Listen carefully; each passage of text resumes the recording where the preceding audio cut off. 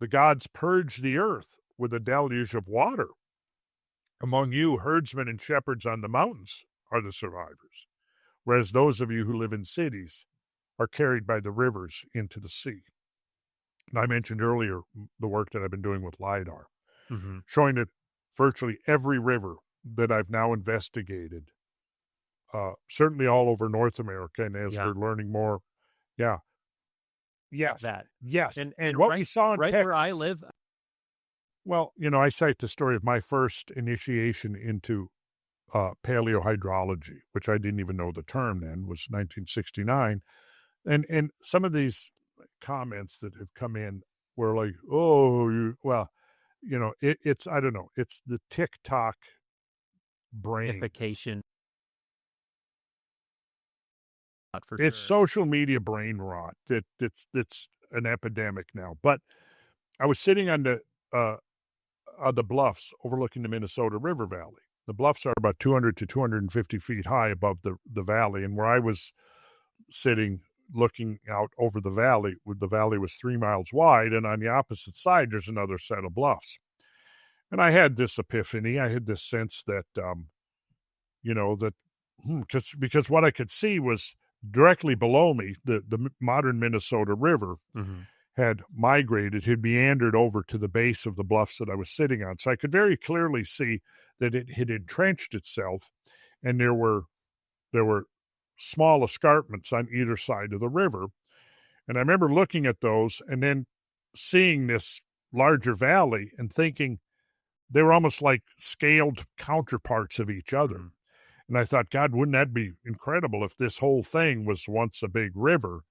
And then I thought, but no, that's not how it works in geology. It must have been the modern little river that I see down there now must have carved out this huge valley over many, many, many thousands, hundreds of thousands, or even millions of years. And I kind of forgot about it. And this is 1969. And then basically between 8 and 10 years later, I really began to get obsessed with catastrophism. And I began doing research. And one of the things I came across was evidence that was emerging around 1980 for several things. Cataclysmic floods on a giant scale and asteroid impacts. 1980, remember, there was 3 independent papers published that all attributed the sudden mass extinction of the dinosaurs to some variant of a cosmic impact. And that opened the door to like a reconsideration of catastrophes in Earth history, right? Now, years later, it took me probably until the mid-'80s that the studies came out that I was able to access, and I learned that the southern outlet of gigantic inland freshwater sea, Lake Agassiz, that was a gigantic sea of glacial meltwater, one of its 3 major discharge points was at a place called Big Stone Lake, which is on the western border of Minnesota and the 2 Dakotas. And if anybody wants to, they can look at a map and you'll see this weird bump you come down the western border of Minnesota, you see this weird bump. It's right there. That was the outburst point, southern outburst point of Lake Agassiz. And a gigantic rush of water came through there. It has been named by geologists Glacial River Warren. And the estimates are that the peak discharge of Glacial River Warren, a temporary river, was 4,000 times greater than that of the Minnesota River. So that first intimation I had, I realized, well, yeah, that was real. I was having this impression of this giant river, and there really was a giant river. Later, I discovered, not much later, that there was a whole school of geology, was not prominent within geology. It was not taught in geological schools, but it was called underfit rivers. And it was a term coined by a geologist named Dury. I think he wrote it in the 50s or 60s. And basically what he was saying is that there's a lot of rivers that are flowing in these huge valleys. And those small rivers that are flowing in those valleys now did not create those valleys. They're underfit. Now, once a river, if you have a river that's only 1/4,000th of the flow that carved the valley. Once that river's in the valley, it ain't getting out again. Well, so what I've gone on to learn is that virtually every river I have now looked at, North America, South America, Africa, Europe, and Asia, has at one time or another carried gigantic flows. Now, let's think about when modern civilization rose from, between 3,000, 5,000 years ago, where do we see the first settlements? They're along rivers. They're along coastlines, right? Now, if you have a village, even a city along a river, and then a flood comes through with a peak discharge 1,000, 2,000, 4,000 times greater than the river that's flowing there, what's going to be left of your village, of your city, of your settlement? Nothing. Yeah. Nothing. Just like Plato says, whereas those of you who live in cities are carried by the rivers into the sea. Once again, I think Plato is telling us an explicit truth. Nothing so far is, we can't dismiss with a wave of the hand anything he said up to this point. Then he goes on. He says, the fact is that wherever the extremity of winter frost or of summer sun does not prevent, the human race is always increasing at times, but at other times is diminishing in numbers. And whatever happened either in your country or in ours or in any other region of which we are informed, if any action which is noble or great or in any other way remarkable has taken place, all that has been written down of old and is preserved in our temples. But whereas you and other nations are just being provided with letters and other things which states requires, and then at the usual interval, the stream from heaven descends like a pestilence.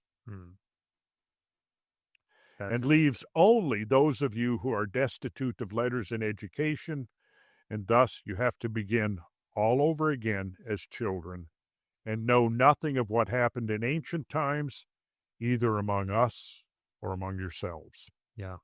I think he's laying it out right there. Yeah. Yep. As for those genealogies of yours, which you have recounted to us, Solon, they are no better than the tales of children. For in the first place, you remember one deluge only, whereas there were many of them. In the next place, you do not know that there dwelt in your land the fairest and noblest race of men, of who you and your whole city are but a seed or remnant. And this was unknown to you because for many generations the survivors of that destruction died and left no sign. Yeah. I can't even read that without the goosebumps going big on my. Yes, I and that is one of my areas of research that I'm really going to look into is, the geological history of the peninsula there. And I know there's going to be a story there because there's nowhere that I've looked, basically nowhere that I've looked where I can't find somewhere that was not at some time or another affected by catastrophic events. Yeah. We can say that there are some areas where it looks like catastrophism played a much more powerful role. And very briefly, one of the barometers that I would use is species loss. Yeah. Because species loss is a function of habitat loss. Habitat loss is going to be a function of catastrophic environmental changes, right? Now, if we look at the numbers of species lost around the Younger Dryas and in the millennia or two leading up to the Younger Dryas, say between meltwater pulse 1A at about 14,600 to the end of the Younger Dryas at 11,600, 3,000-year period. North America lost 3/4 of all species over 100 pounds in body weight. So did South America. Yeah. So now Eurasia lost about 35% of its megafaunal species. Africa, 10 or 12%.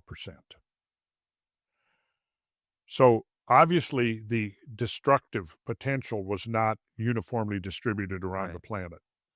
If species loss is a barometer, a measuring stick for that. Right. It really appears that the Western Hemisphere received the brunt of whatever forces caused this. And I think the argument can be made that we're looking like Plato's describing, the myth of Phaeton and the stream from heaven. You know, we're talking about, is this newly discovered comet Swan, which is going to cross Earth's orbit, coming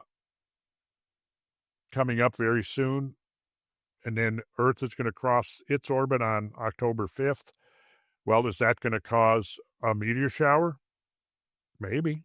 I hope it does. Not any big catastrophic impacts, but a nice light show. That would be cool. But, okay, let's go to the next, where the narrative goes, because this now gets us into some of the specifics. Okay. So here's the priest talking again. Many great and wonderful deeds are recorded of your state in our histories. But one of them exceeds all the rest in greatness and valor, for these histories tell of a mighty power, which was aggressing wantonly against the whole of Europe and Asia, and to which your city put an end. This power, now this is very clear and explicit, came forth out of the Atlantic Ocean. For in those days the Atlantic was navigable, and there was an island situated in front of the straits, which you call the columns of Heracles. Now, you can research the column of Heracles, and overwhelmingly the consensus is that that's referring to what is now the Straits of Gibraltar. Other places have been proposed, but I think it's clear from the context of this narrative that those other places are not being referred to, right? There was an island situated in front of the straits, which you call the columns of Heracles. The island was larger than Libya and Asia put together. Now, again, we get back to where this meaning, and we have to go back to the Greek for that, I think, because we see that the islands, plural, right? So again, using Polynesia, Micronesia, etc., as a possible analogy, if we're looking at not a single island, but a group of islands that are spread over large parts of the ocean, right? But then what he says here, that there was an island situated in front of the straits, which you call the columns of Heracles. Now, if that means outside, into the west of them, but that's where Madeira is found. There's another island called Spartel Bank, which was an island during the Ice Age. It is now acknowledged by geologists to have sunk. It's just outside, almost within the Straits of Gibraltar, and surrounding it is huge masses of thick turbidites, which is basically sediment that has been deposited on extreme turbidity current. So in other words, something happened, you have this earthquake, the Spartel Bank collapses, and it throws billions of tons of sediment up into the water. The water is turbulent because of the earthquake, and then it settles out. And instead of forming nice, even, consistent layers, like a nice sandwich layered up, it's full of contortions and distortions and things, and that is a turbidite. Okay. So there's massive turbidites on the Atlantic Ocean floor outside the Straits of Gibraltar. They're there, okay? Now, listen to this carefully. So this island was the way to other islands, and from the other islands, you might pass to the whole of the opposite continent, which surrounded the true ocean. For this sea, which is within the Straits of Heracles, is only a harbor, having a narrow entrance, but that other is a real sea, and the surrounding land may be most truly called a continent. Now, if you take this at face value, I mean, it almost sounds like you're saying, well, you can go. I mean, we can look at a map, and next time we can pull up a map, I'll show you. You go out of the west of the Straits of Gibraltar, you encounter, first you sail over the sunken Spartel Bank, then you come to Madeira, then you come to the Azores, then beyond the Azores, you come to the true continent. I mean, that's really, I mean, the geography fits what he just explained to a T. Now, how do you reconcile the Reshat structure with what you just heard? It doesn't add up. I'm sorry. It's an interesting structure, and it's worthy of study in its own right. But it doesn't. And it probably did. The whole of North Africa got flooded. Mm-hmm.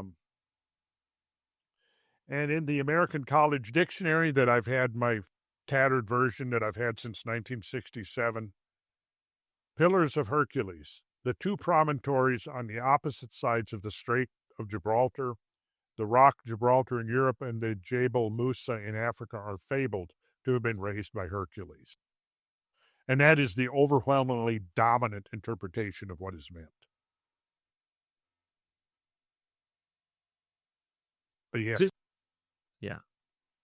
Yeah. Yep. So then Critias says, now therefore, and this is the purpose of all that I have been saying, I am ready to tell my tale, not in summary outline only, but in full detail, just as I heard it, and the city with its citizens, which you described to us yesterday, as it were in fable, we will now transport hither into the realm of fact.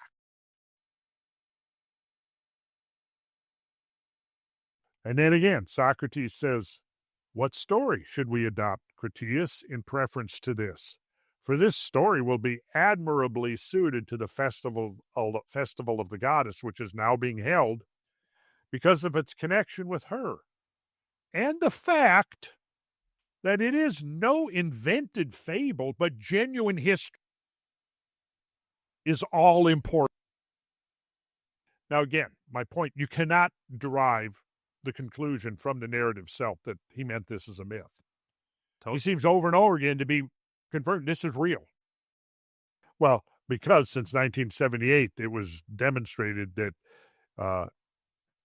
his geology was an impossibility. Or was it? Yeah. So, yeah, now here's the part referring to Greece. He says, for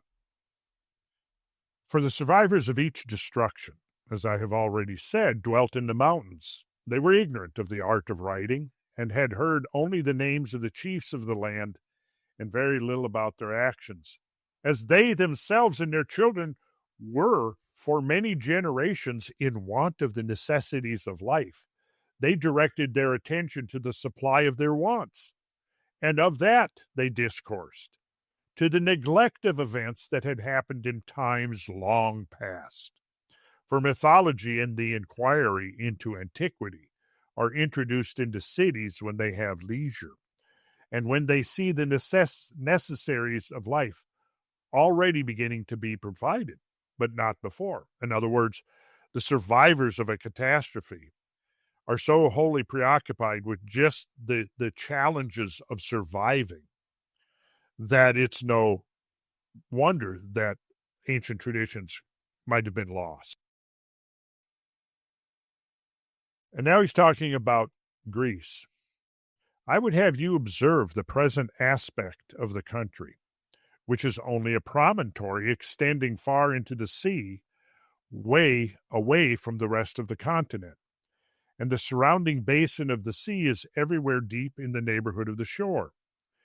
Many great deluges have taken place during the 9,000 years, for that is the number of years which have elapsed since the time of which I am speaking. The consequence is that, in comparison of what then was, there are remaining in small islets only the bones of the wasted body, as they may be called. All the richer and softer parts of the soil have fallen away, and the mere skeletons of the country being left. But in former days and in the primitive state of the country, what are now mountains were only regarded as hills, and the plains, as they are now termed, of Philius, were full of rich earth, and there was abundance of wood in the mountains. Of this last, the traces still remain, for there are some of the mountains which now only afford sustenance to bees, whereas not long ago they were still remaining roofs cut from the trees growing there, which were of a size sufficient to cover the largest houses, and there were many other high trees bearing fruit and abundance of food for cattle. Moreover, the land enjoyed rain from heaven year by year, not as now, losing the water which flows off the earth into the sea, but having an abundance in all places, and receiving and treasuring up in the close clay soil the water which drained from the heights, and letting this off into the hollows, providing everywhere abundant streams of fountains and rivers, and there may still be observed indications of them in ancient sacred places where there are fountains. And this proves the truth of what I am saying.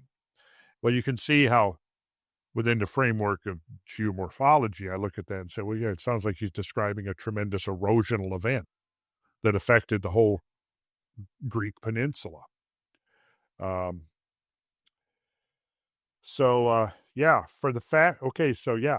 Such was the natural state of the country, which was cultivated, as we may well believe, by true husbandmen, and had a soil, the best in the world, and an abundance of water, and into heaven above an excellently tempered climate. Now the city in those days was arranged on this wise. In the first place, the Acropolis was not as now, for the fact is that a single night of excessive rain washed away the earth and laid bare the rock. At the time there were earthquakes, and then occurred the third extraordinary inundation, which immediately preceded the great destruction of Deucalion. Yeah. Well, and then we get into, and this answers your question, how did I focus in on, well, I've kind of given you, I've skipped over some, but enough from Plato, what he's describing, right? So I'm going to now quote from an article that appeared in National Geographic back in 1948, written by Maurice Ewing, who is considered to be the founding father of marine geology. Okay, you look him up. He's a very distinguished scientist, no longer with us, of course. But so it begins with this quote: "We're over the ridge," and that's referring to the mid-Atlantic ridge. All hands were tense as the word spread through the little research vessel named, get this, Atlantis. For it meant we had reached our goal. A mile or so beneath our keel stretched the gloom-shrouded peaks, valleys, and ridges of the longest mountain system on Earth, the mysterious mid-Atlantic ridge which we had come to explore. Though our ship was named Atlantis, we had no illusions of solving that age-old mystery. But a rather wild idea had led us to devote 4 hours to a particular rock dredging. Our hypothesis was that the long level terraces, with sediments ranging up to 3,000 feet in depth, were submerged shorelines.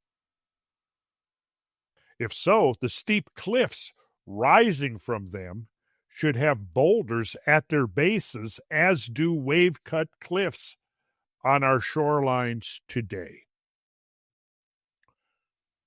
Okay. It is, of course, extremely radical speculation to identify these level stretches more than 2 miles below the sea surface as former beaches. Such a theory would require the obvious but almost incredible conclusion that the land here has subsided 2 miles, or else the sea has risen by that amount. Much work will have to be done before this startling theory can be proved or disproved. In any case, we were encouraged to find that at the bases of the cliffs above such terraces, rocks indeed could be readily obtained.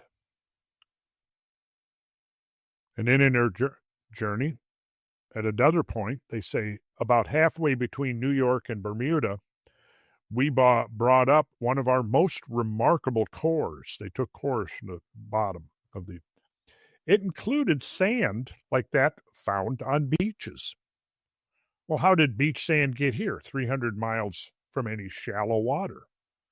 I decided that it must have come from a mountain, now beneath the surface of the sea, and predicted that such a seamount would be found nearby. Months later, in April, a mountain, as forecast, was discovered by the Woods Hole Oceanographic Institute. Then, the following year, they went back. Okay. They saw enough stuff that was intriguing that they said, we got to do a follow-up. Yeah. So the next year, 49, they go back. Stand by to lower away. As this cry sounded, all hands crowded to the rail of our little research ship, Atlantis, rolling easily as she lay hove to on the gray mid-ocean swells. It was a tense but eagerly awaited moment on our second voyage of exploration of the mid-Atlantic ridge, the world's longest mountain range, which runs a full mile deep under almost the whole length of the Atlantic Ocean. Some of the things we found on this second cruise create scientific puzzles. One was the discovery of prehistoric beach sand in 2 core samples of the bottom, brought up in one case from a depth of 2 and the other nearly 3.5 miles, far from any place where beaches exist today. So sometime in the distant past, this sand found deep beneath the ocean must have been located on a beach, at or near the surface of the sea. Either the land must have sunk 2 or 3 miles, or the sea once must have been 2 or 3 miles lower than now. But either conclusion is startling. Yeah. Now, it goes from there. Here's the ocean floor. This is from Hans Petersen. This is from a book called The Ocean Floor, published in 1958. Hans Petersen was a Swedish, or was he Norwegian? Swedish marine geologist. A very different type of deep-sea sand is found about 1,500 nautical miles further west, slightly north of the equator.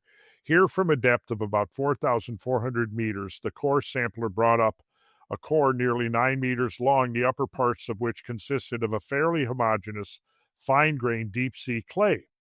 In the lower part, several layers of sand, which mineralogical examination showed to be not mafic, which is the material composing the ocean floor, not mafic, but of continental origin. That is, derived from a coastal shelf of some continent or, well, we could get into that discussion, and we should, because I have thoughts on that. Okay. I do. And, What's if you want, the quick version is look, modern science arose after a long, like 2 centuries long conflict between science and religion. Yeah. Between biblical literalism and the freedom to think and ask questions and frame hypotheses and test them, etc. The opposite of just blindly accepting something on faith. Yeah. Well, so part of this, I think, only part of it has to do with that, is that, if you start, like Noah's flood. Well, if you look at the simplistic versions of Noah's flood, they don't make sense. Only to somebody who's invested in a supernatural explanation that, well, you don't need a naturalistic explanation for the reality behind the flood stories, because God does things, it's supernatural. And we don't even question. It's God, right? Now the science has come along, and in authentic science, you question everything. Well, I think that's part of it, is that there was an overreaction. But I think there's also the other part, is that there is a narrative that's become entrenched, which is pretty much a framework for constructing this entire hierarchy of geopolitical power. And I think that has something to do with it. we should get into the question of, like, every time, what happens when the Chinese communists took over with Mao's revolution? Yeah, what happened right. with Pol Pot? What happened with Yeah. Stalin? What happened with Hitler? You erase history, right? Because you have to separate people from their authentic history, because now you're inculcating a manufactured narrative to which they're supposed to owe their allegiance. See? Yeah. And I think there's a strong element of that, because I think there's a multiplicity of reasons and factions whose vested interests would not be served by overthrowing the existing paradigms of history. Yeah. I think that's a big part of it. But if we're going to continue on and prosper and create a truly, authentically enduring civilization, we essentially are going to have to overthrow those paradigms, because they are now like dead weights around our neck. Because if we don't have an authentic understanding of our past, we're not going to have any hope of surviving into. Plato is giving us clear warnings after the usual interval. The stream from heaven descends. Yeah. He's giving us clear warning right there. I do believe that. And we need to take that at face value. Now, there's a whole lot more we could unpack here. And that would lead us to the question of why in November I'm going to the Azores. Because the 9 Azores Islands are the tops of mountains. And they're sitting in, they're mountains that are on what is now referred to a term that didn't exist, I'm quite sure, in the days of Dorothy Vitaliano, which is microcontinent. And I can show you, just as she said, now we know that, the basalt of the seafloor is mafic, meaning it's manganese and iron. It's not of continental crust. Well, guess what? The Azores microcontinent is continental crust. I guess not for the moment. No, but we should reconvene after I get back from my field trip. And I'd have something to share, talk about, I'm sure. So I'd have some stories. And yeah. Can't wait. Okay, I will mention that I think we've got 3 or 4 seats left for this Azores expedition in November. I think it's, go to my website. I've got something on there. Go to Grimerica. Darren Grimes and Graham Dunlop are organizing it, and you can get your tickets through them. Cool. And I got a new website. Mike Robertson is my partner over at HowTube, is building an awesome website, and I can't wait to have it out there. People can see it. And the other thing that's in the development is we're designing a school. Yeah. We have just made an offer on 260 acres of land, Cumberland Plateau in Tennessee. So we'll see what comes of that. It's exciting times. But we got to do this because, there are forces of good that could carry us to heights we can't even begin to imagine. And then there are other dark forces at work that really want to constrict us, restrict us, endless forever wars, which of course can't last forever, because sooner or later it's going to explode into something that's out of control. Yeah. And in a world of, where we're sitting here with, nuclear weapons poised at each other, we've got to have dialogue, we've got to have cooperation, and this is something that should be something that we talk about further, because there are potentials for another pathway, for another route. We are literally at the crossroads right now, I believe. Yeah. Not only for the history of civilization, but the history of our human species on Earth. And it's going to come down to what really just a few of us, I think, are doing.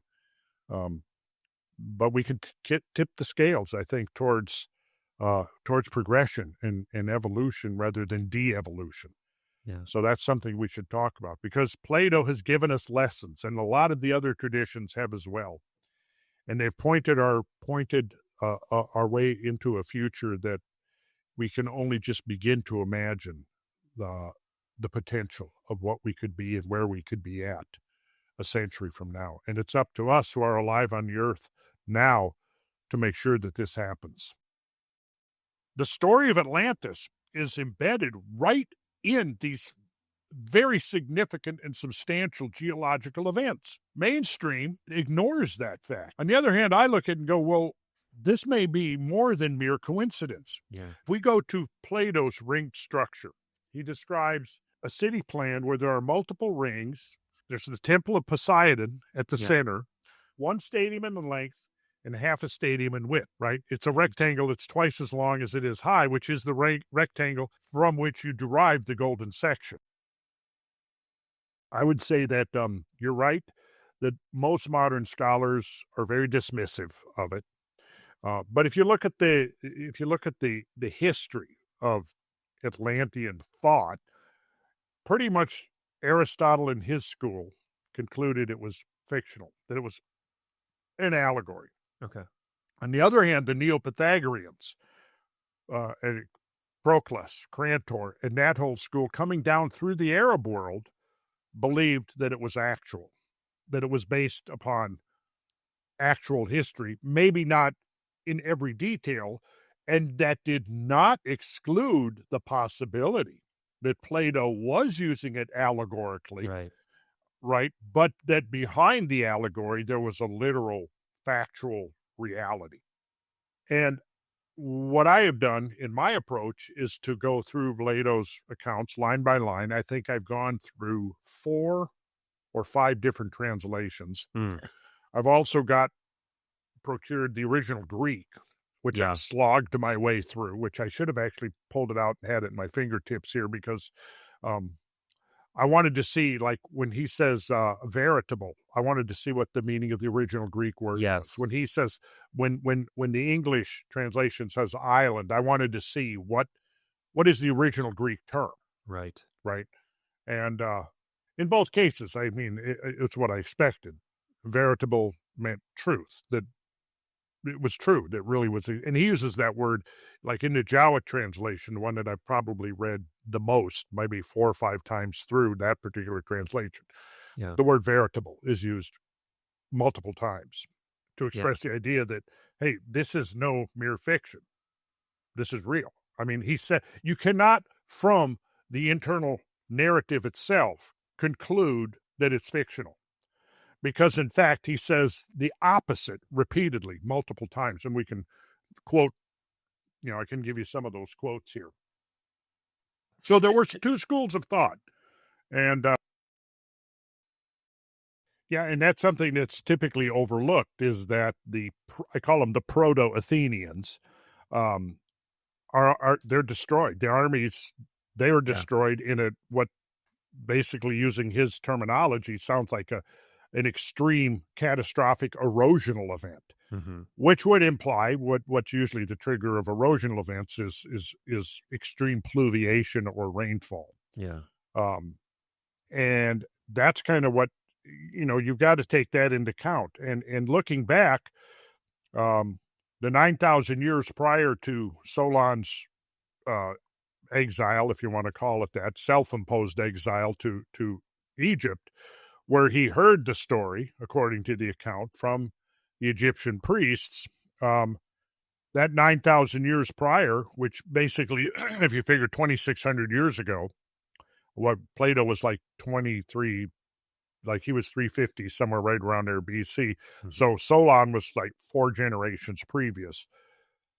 If you look at that, the math on that, it's very simple. Go back 2,600 years to Solon, and then 9,000 years prior in the sacred registers of Egypt, according to their sacred registers that are referenced by the priests. This is when the Great War took place, which was immediately, I think we could infer that it was immediately after this war, when the Atlanteans were driven out of the Mediterranean by the combined efforts of all of the cultural groups that existed inside the Mediterranean, but led by the proto-Athenians, drove them out, and then essentially immediately after. There was a great earthquake.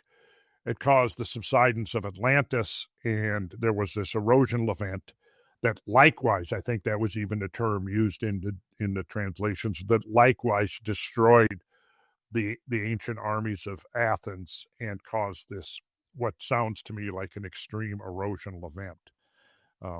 Now, geologically, which is the perspective I come from, Yeah.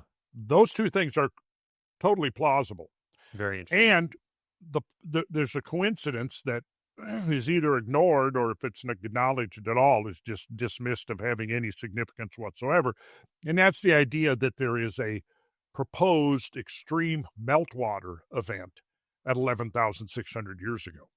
So there's a meltwater event where there's a massive influx of glacial meltwater into the global oceans, although most of that is going into the North Atlantic, which I think is significant. Yeah. And this event takes place now, documented through multiple proxies. Most probably importantly would be radiocarbon dating, but it has been dated to essentially 9,600 years BC, which would be 11,600 years ago, which dovetails maximally within a century, probably less, within a few decades of the date that we derived from Plato's account, that there was this seismic event along in the mid-Atlantic that referred to that caused the subsidence of the island. But my reading of it is that it's actually talking about a main island plus some subsidiary islands. It would be large, certainly, but their geographic range of what constituted Asia and Libya was much more constrained. And essentially, Asia meant, going somewhat into Asia Minor, but not the whole of, Russia and Siberia and Tibet and China and all of that part of Asia. They didn't presumably have that comprehension. My suggestion is that, it does refer to an island. Obviously, if it's an island that's as large as Libya and Asia together, it doesn't sound like an island to me. It sounds like a continent. But here's where I think it could be talking. If you're talking about the Atlantean, quote-unquote, empire, and the Atlantean empire could include, like, the Azores, Macaronesia. If you look at the individual islands, they're small. They're not huge. If you look at the area of Macaronesia, it's many times larger. If you were to draw a circle around Macaronesia and include all 9 islands of the Azores, if you were to extend it even more and include Madeira and Canaries, now you've got a huge area. Just like Polynesia. I mean, I looked up, I think I have it in my PowerPoint show where I looked up what is the area of Micronesia, right? Or Polynesia. Well, you see that the area encompasses all of the islands of Micronesia. So if you look at it that way, which is how I think that could possibly be interpreted, in fact, that makes more sense to me than the idea that he's talking about a landmass the size of Libya and Asia together. That doesn't make any sense.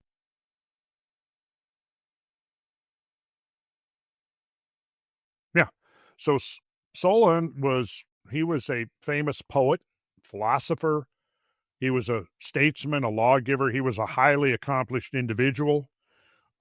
He lived roughly around 600 BC in Athens. And, I don't remember the specific circumstances that led to his disenchantment with the political situation in Greece at the time. And so he exiled himself. He went abroad and he ended up in Egypt. And it was while in Egypt that he met these priests, and the priests related to him the story of Atlantis and referred to it as occurring not prior by 9,000 years, according to their sacred registers. And I'm going to deviate for a second because I've seen a lot of academic opinion that has said that, well, that's absurd because, you're talking about presumably an oral tradition that lasted for 9,000 years.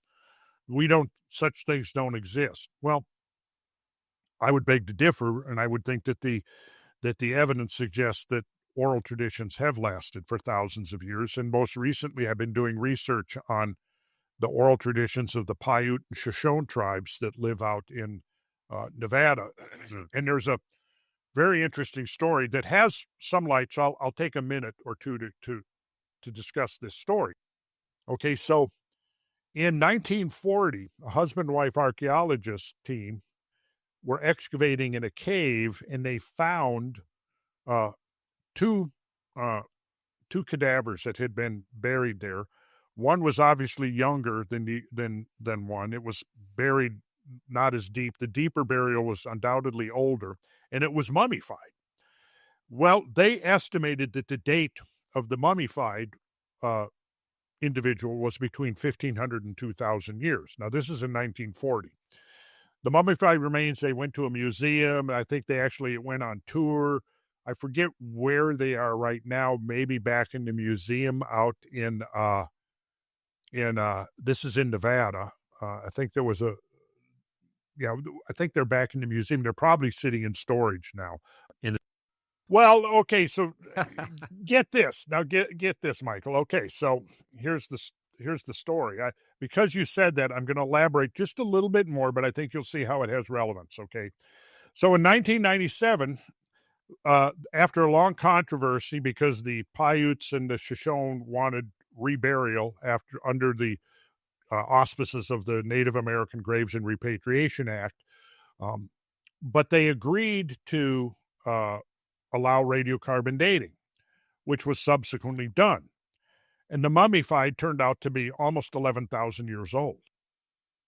Yeah, now this is an individual found in a cave in Nevada.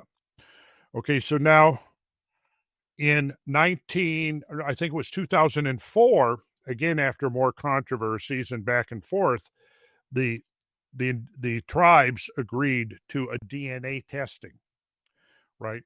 Well, what this showed was that this individual, who according to the tribes was referred to as the storyteller. The cave was called Spirit Cave, so oftentimes he's referred to as Spirit Cave Man, right? So they, and the man who did the DNA testing was the same individual.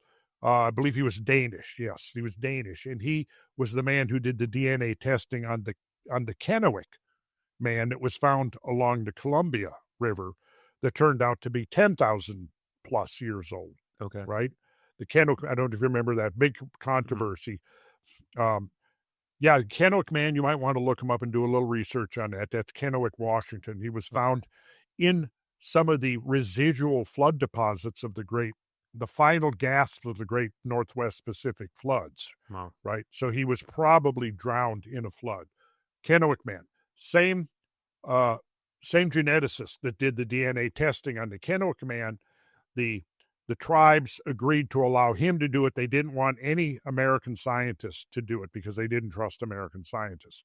But they did trust this Danish geneticist. So he came in, he did the DNA testing, and sure enough, it looked like there was a genetic link between Spirit Cave Man and the modern tribes. Now, the modern tribes have their own stories and legends. They talk about that this was their ancestor, and at the time he lived, their ancestors lived on the shores of a great lake, and there were extensive glaciers on the mountains nearby, right? Well, there was a great lake. They were called Lake Lahontan that disappeared at the end of the last ice age, right? And it was probably a product of, the great ice masses over North America probably pushed this is one theory, and it makes sense, pushed the jet stream south. So during the ice age, all the deserts of southwestern United States were not deserts. They were temperate environments. They were even lush. They were like savannas. Wow. But they were not deserts.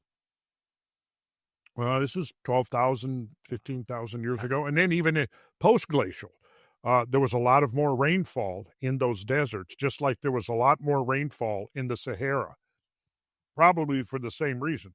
Sahara Desert was not a desert 10,000 years ago. Right. 8,000, they call it the Green Sahara.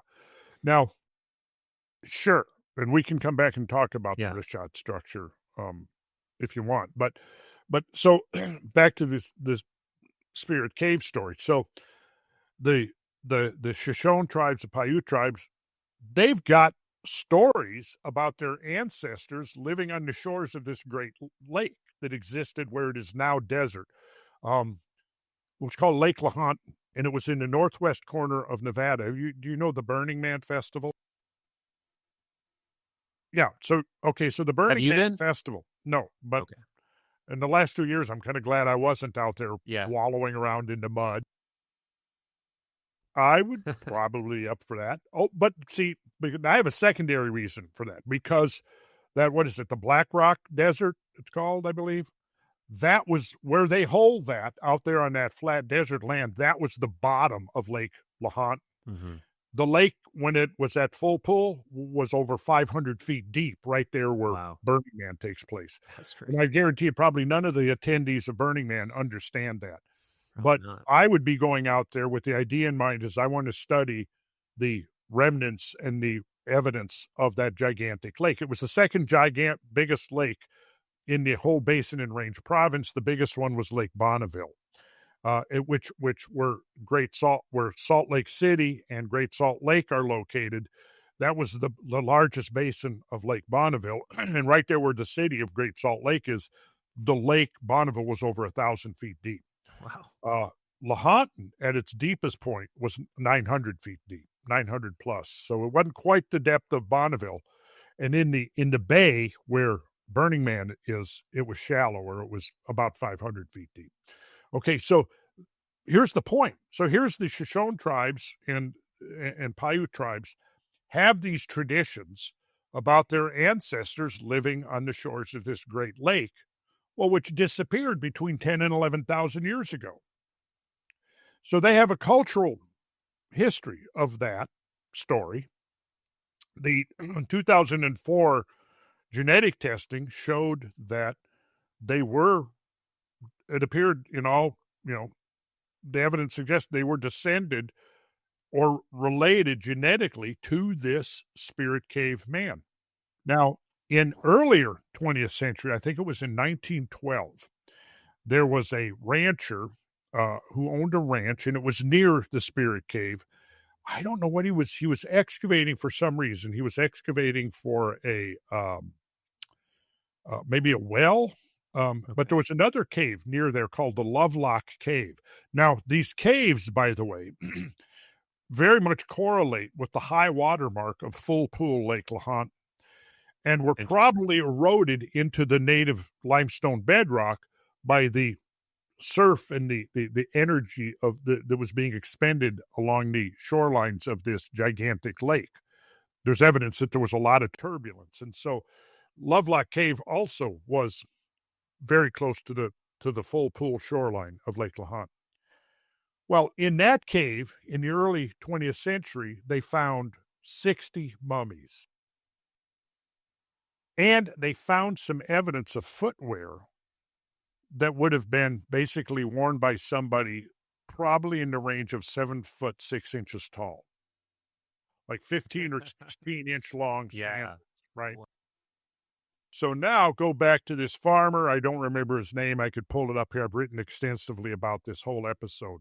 And I'm going to actually be I'm working with my friend Beckett Fusick, and we're putting together a mini documentary about the story I'm telling you right now.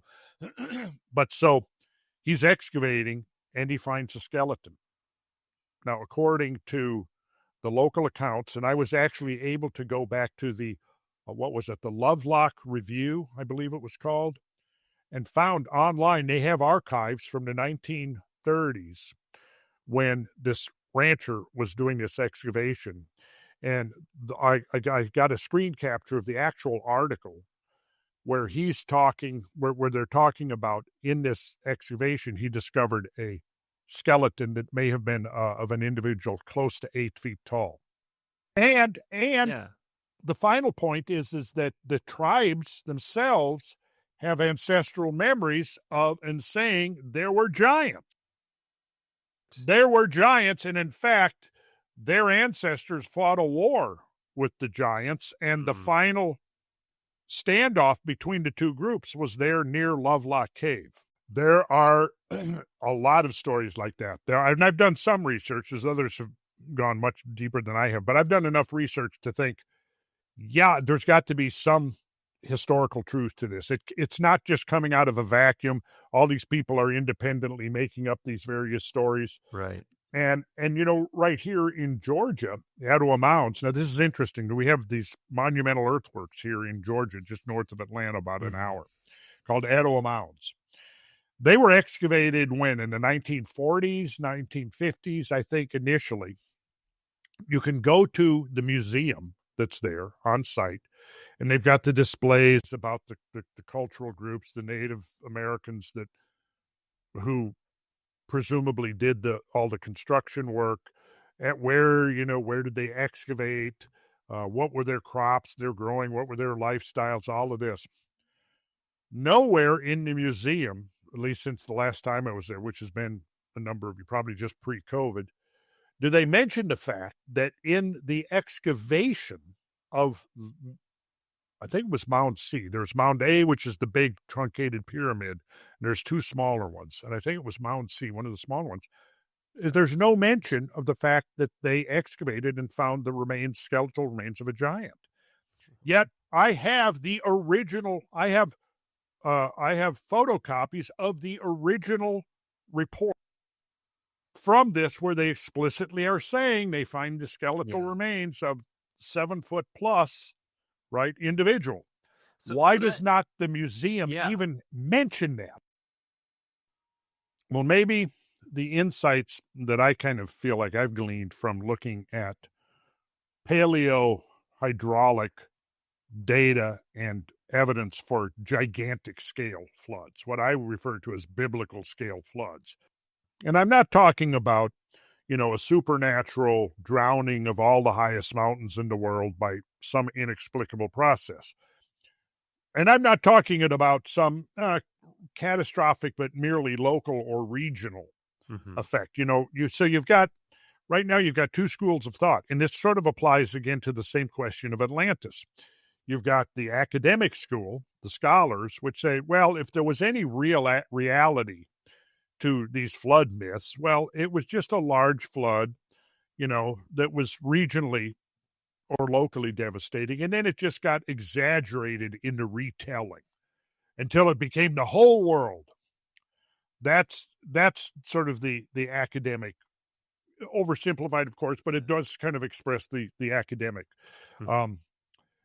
Whereas on the other hand, you have the evangelicals and the biblical literalists and true believers who do believe it was a supernatural flood that, they have various ways of trying to explain it that makes no sense at all from my standpoint scientifically, where the whole planet is submerged. When you get into the details of like, wait a second, and some of the skeptics rightfully will say, well, wait a second, are you talking about, aardvarks from South America somehow getting on Noah's Ark over in the Middle East and that sort of thing? This gets us into another question, because I think that maybe what is being referred to there, and again, this is not to get into that now, but it's certainly an interesting discussion, is that in an impending catastrophe, it would be natural for at least a somewhat advanced culture to want to preserve as much ecological diversity as possible. Yeah. Right. So in the aftermath of a catastrophe, you could replant, replenish, whatever the case may be. Right. And it's so, from what I've studied, though, I mean, I've been out in the field. I've covered at least several 100,000 miles, literally, in the last quarter century, in the field, personally studying, observing, documenting evidence for large-scale fluvial hydrology. Yeah. Okay. We're talking about flood discharges, peak flood discharges that in some cases are well over 500 million cubic feet per second. Wow. How do you even visualize something like that? Well, I'll tell you this. I very confidently refer to a flow of water on that scale as being biblical in scale, in the sense that if you were in a landscape where you had the ability to survive an event like this, and I'll segue for a second. I take people on tours to teach them about catastrophic or cataclysmic paleohydrology in the field. Show them how to read the landscape. When I take a group, one of the first places I take them in eastern Washington is a place called Steptoe Butte. Steptoe Butte's about 1,200 feet, rises. It's an old volcanic core, hard volcanic rock that rises about 1,100 or 1,200 feet above the surrounding rolling Palouse farmland. Mm-hmm. Well, the rolling Palouse was shaped by huge volumes of water moving relatively sluggish over the landscape, as opposed to a little further west where you can see huge volumes of water moving at rapid velocities. Well, as you increase the velocity of moving water, you also increase the erosive potential of that water. Okay. If it's slow, it's going to tend to maybe entrain sediment, but not transport it. You know, in some of the flood pathways that we go through, we'll see piles of boulders that are the size of school buses and bigger. Wow. Those are boulders that are being carried in some of these peak discharges.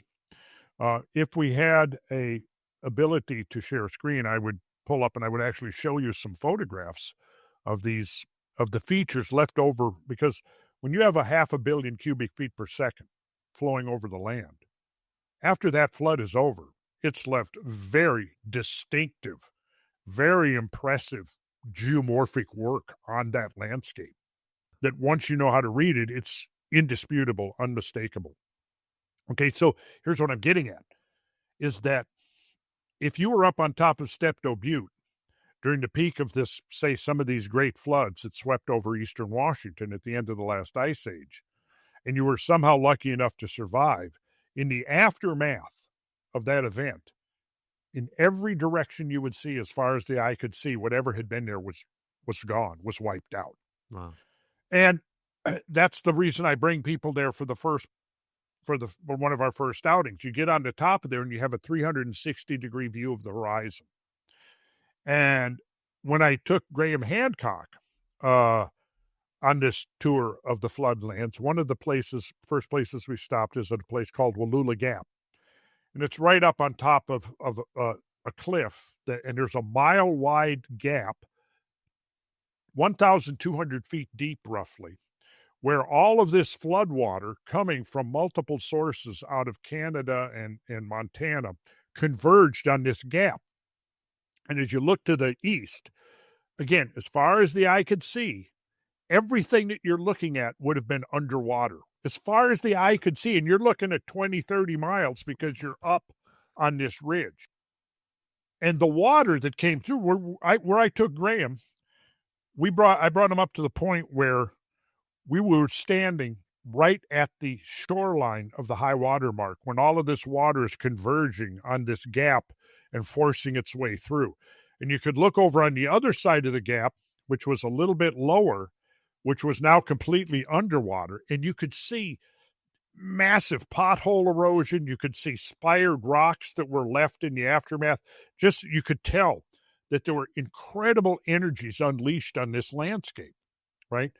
Now, all of this is due to the rapid and catastrophic melting of those ice sheets, which kind of brings us right back full circle to the question of Atlantis, because